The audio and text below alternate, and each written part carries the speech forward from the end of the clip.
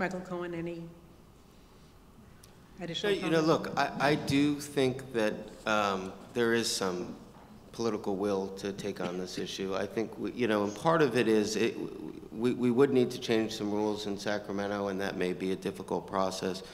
But we have projects, you know, the Hunters Point Shipyard Candlestick Point project is a good example where that project had to go to the voters. Part of bringing that to the voters was a broad coalition, Bayview residents, but labor got very involved in this conversation. And because the city was putting in a variety of major subsidies, we've been talking about doing a 30% below market component to this very large project. And not all of it is driven by CRL limits or some of the other requirements. And in fact, to make it work both economically, but to create a more gradual distribution amongst the residents on this future project, there was a fundamental agreement that part of the below market housing units for that project go all the way up to 150% of AMI. So it is an example already of a willingness to begin to embrace the concept of workforce housing, partly in the context of community building, so that you actually have a broader diversity of income types in a particular area. Other comments?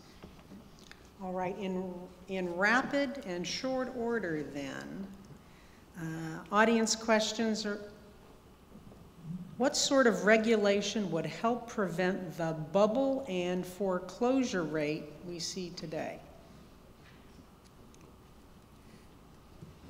Anything?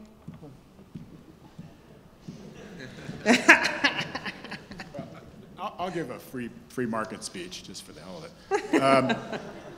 You know, I think Steve was kind when he ratted out the rating agencies as being a primary culprit in this last crime wave, and it is, you know, greed and fear, as we always say, are sort of the two motivators.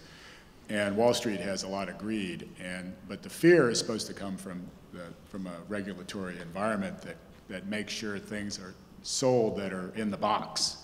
So, you know, you're not supposed to sell anything in a box if it's not in the box. So when the rating agency said that there was AAA paper in the box and it was a bunch of unbelievably dysfunctional loans that no one would have ever made in this room to somebody who didn't qualify at a rate they couldn't afford to pay, so they lowered the rate by 5% and said, here, that's a good loan. But then they said, no, if we put 1,000 of them together, that must be a good loan. So we put 1,000 of them together, tranched them out, sold pieces, and somebody said, that's a good thing in the box. And that was the rating agencies. And so that caused people all over the world to buy that stuff. So my hatchet list is that the rating agencies did not do a good job at all of monitoring what Wall Street was selling. I don't personally object to Wall Street selling stuff. That's what I think they're good at. They're creative, and they come up with the CMBS system that we had. It's just that it wasn't regulated in a way that gave investors comfort in knowing what they were doing, what they were buying. That was quite a mild assessment. Well, I just wanted to add that I think what we're going to see is regulation of these financial institutions that weren't regulated before, to the extent that if it's too big to fail, it should have some requirements in terms of underwriting standards. I am absolutely in agreement with Michael in terms of no one had any, it was musical chairs. No one had any real skin in the game. You originate a loan, you sell it to a bank or to a securities house.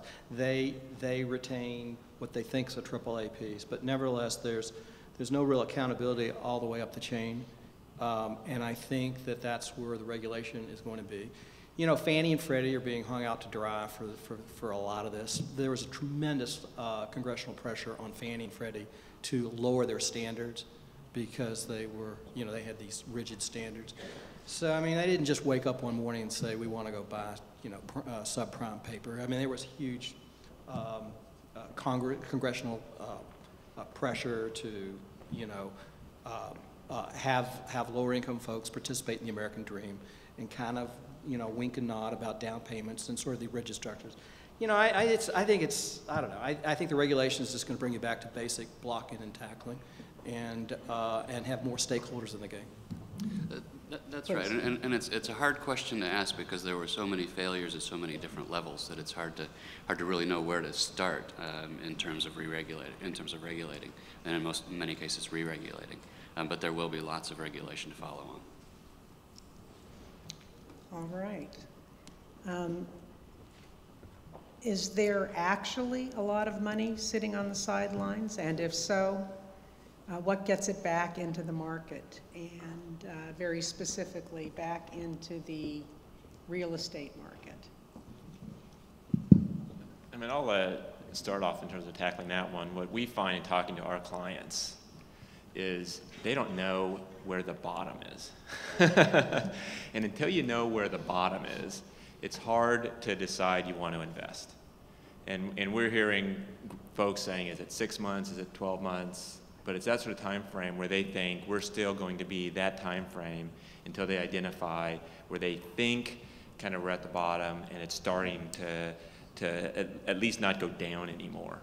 And that's what they're, with respect to, and it's not so much broadly and all the rest, it's just them being able to identify groups of assets where they feel like they can go in and buy it and feel comfortable putting their capital at risk.